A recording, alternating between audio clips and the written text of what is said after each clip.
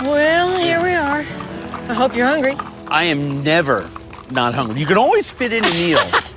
Oh, horse parking. Zimmern List is a complete departure from everything that I've done. It's my most personal show ever. I got to do the things that I really wanted to do.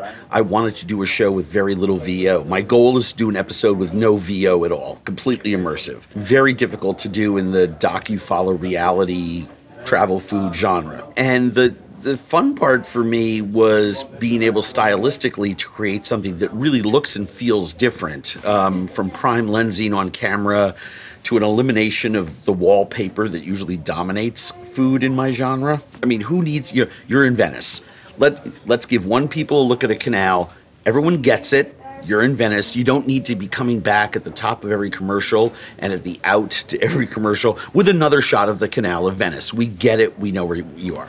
I think a lot of television, especially in my genre, tends to talk down to the viewer and over-explain things. It used to be in the 70s and 80s, if the host was walking into a room, oh, we better see his hand on the doorknob, otherwise the audience won't know how he got there. In food TV, we've gotten to the point where we're like, anytime you hear the word ramen on a food show, they're like, a Japanese meal in a bowl with noodles and broth. I don't think we need to tell people over. I think they get it. And more importantly, we're a visual medium. They see it.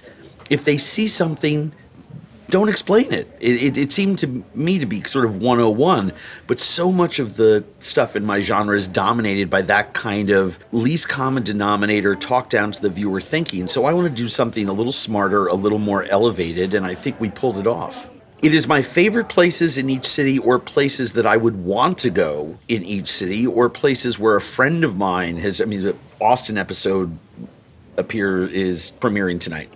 And in the Austin episode, one of my friends, Rennie Ortiz, who's a long-time famous Austin-based chef who's had several of the best restaurants in town over the last decade, had just opened the year beforehand a restaurant called Fresa with Laura Sawicki, his partner. Of course, when I come into town, the first thing I do is go to their new restaurant, right? If I haven't been able to check it out beforehand. So I ran over there. I didn't walk, because I love their food and I love their aesthetic and I love their vibe and what they're trying to do. And it's a fantastic place. And that's the kind of thing that I want to do when I come to a place. I'm also increasingly conflicted about it. I went back to Singapore a couple years ago, and I went to one of my favorite noodle places, and there was a line down the street.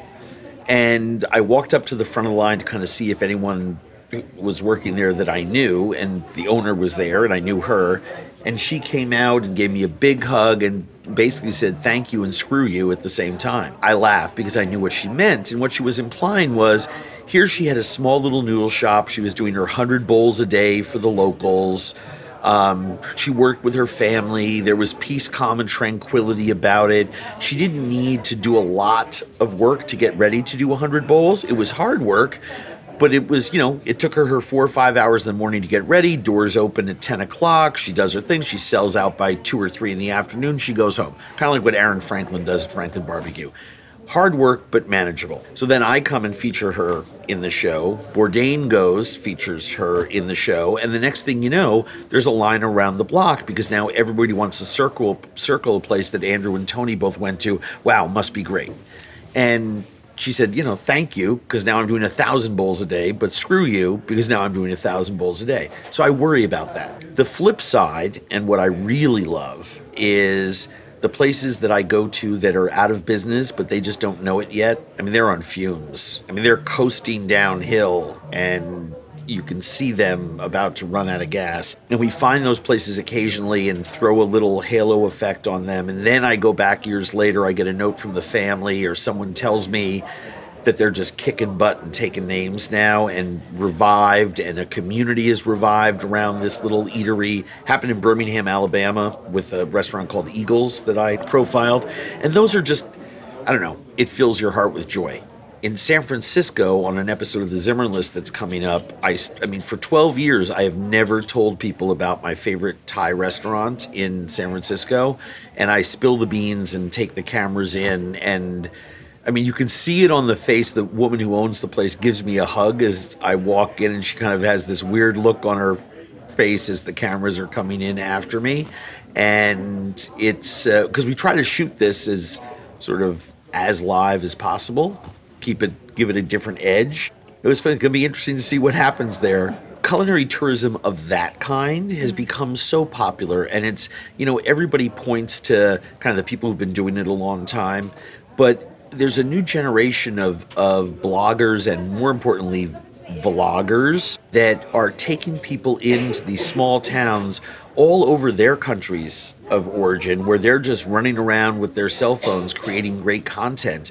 And some of those people have millions of followers on YouTube or some other social media, and the TV watching public and the American audience in general may not be aware of them, but young people especially are. And so when they go on that first backpack trip, whether it's age 19 or 25, and they finally get to, Vietnam, they're following, Kyle Lay. And they're going to the places that he's profiled on his vlog. And it's an incredible experience to meet these young people who tell me, oh yeah, I grew up watching your show, and I got the idea of just doing it yourself because you just kept telling people, just make your own content, just make your own content. It's one of the things that makes me the happiest when I hear that, because they're spreading the gospel of the love and the dignity and respect that happens when one person puts a bowl of food down in front of another. And I believe in the power of that emotional transaction more than anything in the world. I have more faith in that emotional transaction to change the way people think and feel than I do in anything else that I can think of.